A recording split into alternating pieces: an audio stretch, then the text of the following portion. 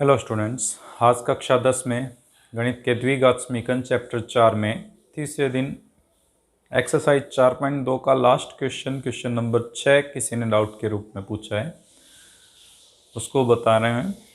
जिसमें लिखा हुआ है एक कुटीर उद्योग एक दिन में कुछ बर्तनों का निर्माण करता है। यानी एक कोई भी कुटीर उद्योग है, वह कुटीर उद्योग जो है कुछ बर्तनों का निर्माण कर रहा है। एक विशेष दिन यह देखा गया कि प्रत्येक नग निर्माण की लागत, यानी एक बर्तन निर्माण की जो लागत है, मूल्य जो लग रहा है उसको बनाने में, उस दिन के निर्माण किए गए बर्तनों की संख्या के दुगने से 3 अधिक है। यानी उस दिन अगर 4 बर्तन बनाए तो उस पर लागत बनी उसके दुगना, यानी 8 प्लस 3 अधिक, 3 अधिक का मतलब 11 रुपये उस बर्तन बनाने में लगे। अगर 5 बर्तन बनाए तो उसका दुगना यानी 10 प्लस 3 अधिक यानी 13 रुपये लगे। यानी जितने भी बर्तन बनाए जा रहे हैं उस बर्तनों की संख्या के दुगने से 3 ज़्यादा उस पर खर्च लग रहा है। यदि उस दिन की कुल निर्माण लागत, यानी उस दिन जितने भी बनाए गए उसकी कुल लागत दी हुई है 90 रुपये थी, तो निर्मित बर्तनों की संख्या और प्रत्येक नग की लागत ज्ञात कीजिए। तो इसको हल करने के लिए माना बर्तनों की संख्या x, निर्माण की लागत। अब उसने ये कहा है कि एक प्रति नग है, ये एक नग प्रति नग निर्माण की लागत, यानी एक नग, एक बर्तन बनाने में जो लागत है वो जितनी संख्या में बर्तन बने हैं उसके दुगने से 3 अधिक है। 3 अधिक का मतलब 3 जोड़ना है हमें। कुल लागत जैसा कि हमें पता है कि एक बर्तन का मूल्य 2x प्लस 3 है, तो x बर्तनों का मूल्य x गुना 2x प्लस 3 होगा। लेकिन दिया हुआ क्या है कि उस दिन की कुल लागत 90 रुपये थी। अगर 90 रुपये थी तो प्रश्नानुसार x गुना 2x प्लस 3 बराबर होगा 90 के। इसको हल करें, ब्रैकेट खोलेंगे, 2x का x से गुना 2x स्क्वायर, x का 3 से गुना 3x, ये प्लस का 90 इधर आएगा, माइनस का 90 बराबर 0। ये हमारे पास एक द्विघात समीकरण बन गई जिससे हल करके x का मान निकालेंगे। x का मान आने पर बर्तनों की संख्या और निर्माण की प्रति नग निर्माण की लागत प्राप्त हो जाएगी। हल करने के लिए इन दोनों का गुणा करने पर माइनस का 180 बनता है और हमें ऐसे गुणनखंड चाहिए जिनसे गुणा करने पर तो माइनस 180 बन जाए, जोड़ने पर वापस प्लस का 3 बन जाए। तो गुणनखंड विधि हमारे पास इसमें हम लेके चल रहे हैं। गुणनखंड विधि में 180 के गुणनखंड कर लेते हैं हम।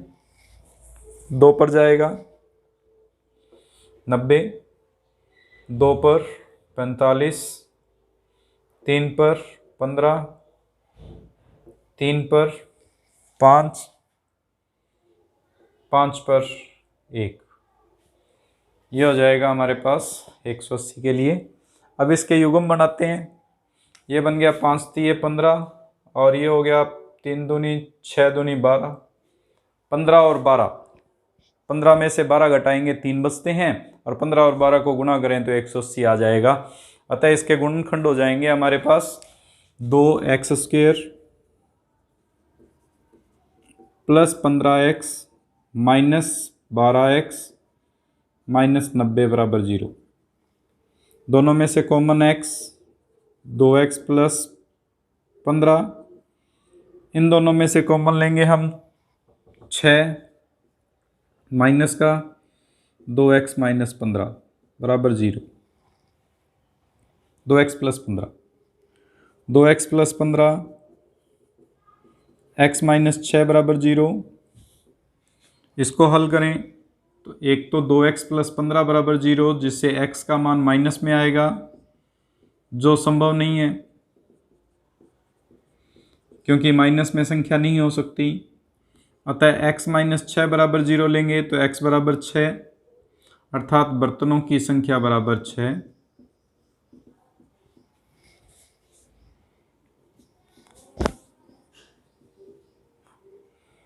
और प्रति नग निर्माण लागत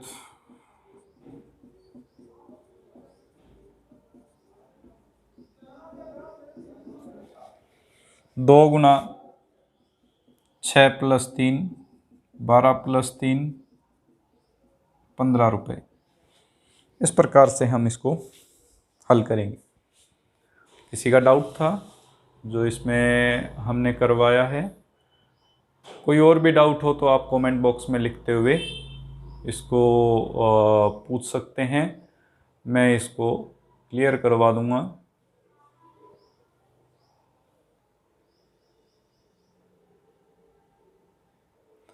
द्विघात समीकरणों को हल करने की अगली विधि करने जा रहे हैं, जो है द्विघात समीकरण का पूर्ण वर्ग बनाकर हल करना।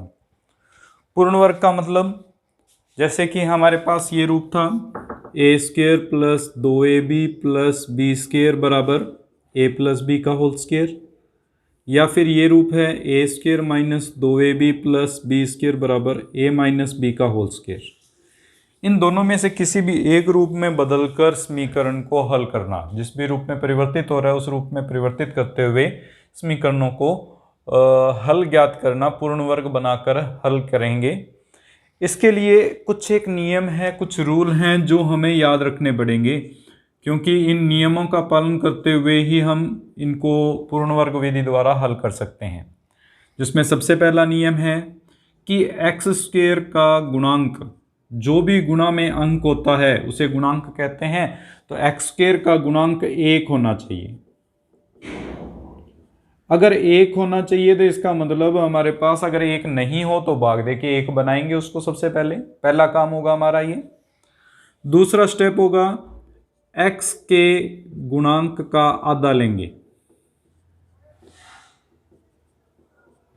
और इस x के गुणांक का आधा और इस मान जो भी गुणांक का आधा करेंगे इसका वर्ग दोनों तरफ जोड़ेंगे। दोनों तरफ का मतलब है LHS भाग में भी और RHS भाग में भी। इस आधे का वर्ग दोनों तरफ जोड़ेंगे। दोनों तरफ जोड़ेंगे, दोनों तरफ का मतलब है कि राइट हैंड साइड और लेफ्ट हैंड साइड, दायां भाग और बायां भाग, दो भाग होते हैं। दोनों तरफ हम इसको जोड़ेंगे। इसको दोनों तरफ जोड़ने के बाद में ये दोनों में से किसी एक सूत्र यानी पूर्ण वर्ग के सूत्र में बदल जाएगा और जिसकी सहायता से हम पूर्ण वर्ग ज्ञात करेंगे। जैसे कि अभी अभी हमने जो सवाल किया था वो कुछ इस प्रकार से था, 2x² + 3x - 90 बराबर 0। अगर इसको पूर्ण वर्ग द्वारा हल करें तो सबसे पहले x² का गुणांक 1 होना चाहिए। 1 बनाने के लिए 2 का भाग देने पर, अगर 2 का भाग देते हैं तो ये बन जाएगा x² + 3/2 x - 45 बराबर 0। फिर x का गुणांक यानी x के गुणा में अंक जो आ रहा है 3/2, इस 3/2 का वर्ग दोनों तरफ जोड़ेंगे। दोनों तरफ जोड़ेंगे तो x² + 3/2x, इसमें 3 इसका आधा यानी 3/4, 3/4 का वर्ग -45 बराबर 3/4 का वर्ग। दोनों तरफ जोड़ दिया हमने 3/4 का वर्ग। ये पूर्ण वर्ग बन गया इस नियम के अनुसार। क्योंकि बीच में x के गुणांक के साथ प्लस आ रहा है तो ऊपर वाला नियम लगेगा, a² + 2ab + b², जो a + b का होल स्क्वायर यानी x + 3/4 का वर्ग बताएगा।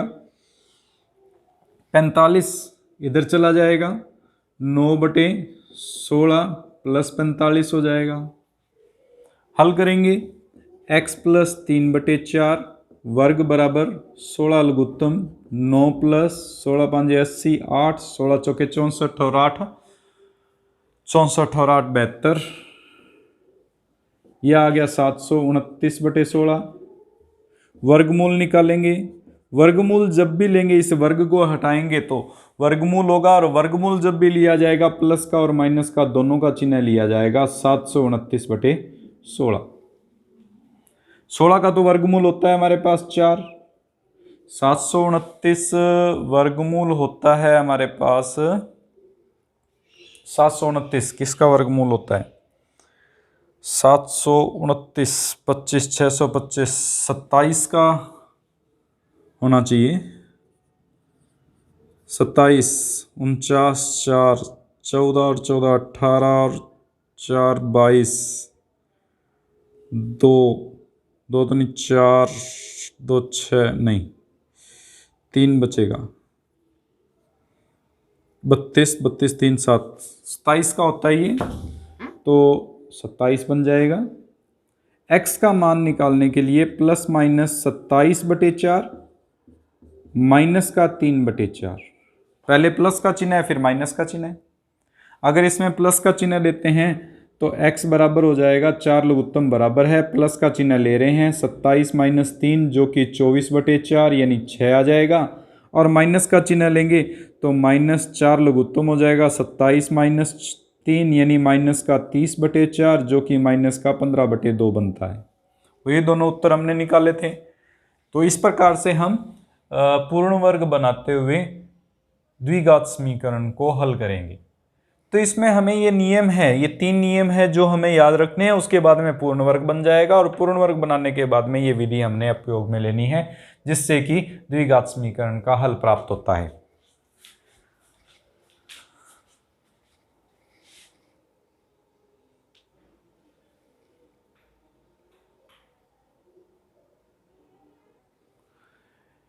इस पूर्ण वर्ग विधि में अगर हमारे पास जैसे एक समीकरण दे दी जाए, हमें पता है कि द्विघात समीकरण की व्यापक जो समीकरण होती है या जनरल इक्वेशन जो होती है वो ax² + bx + c = 0 होती है। तो श्रीधर आचार्य एक बहुत बड़े गणितज्ञ हैं। श्रीधर आचार्य ने एक सूत्र बना दिया था पूर्ण वर्ग विधि का उपयोग करते हुए, इसको हल करते हुए एक सूत्र बनाया जिसे श्रीधर आचार्य सूत्र या श्रीधराचार्य विधि द्वारा द्विघात समीकरण का हल कहते हैं। तो द्विघात समीकरण को हल करने के लिए श्रीधराचार्य एक बहुत बड़े गणितज्ञ जिन्होंने इस पूर्ण वर्ग विधि का ही उपयोग करते हुए एक सीधा सूत्र बना दिया था। उस सूत्र के अनुसार अगर इसको पूर्ण वर्ग में बदलकर हल करेंगे ये सूत्र प्राप्त हो जाएगा। तो x बराबर -b plus minus √b² - 4ac बटे 2a, जहाँ a x² का गुणांक, b y² का गुणांक, x का गुणांक और c अचर पद है।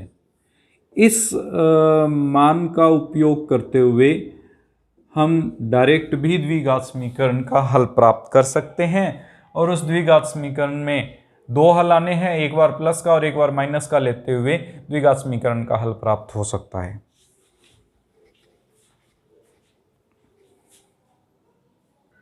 एक्सरसाइज 4.3 पहले का पहला भाग हमें दिया हुआ है 2x² - 7x + 3 = 0। पूर्ण वर्ग विधि द्वारा इसको हल करना है।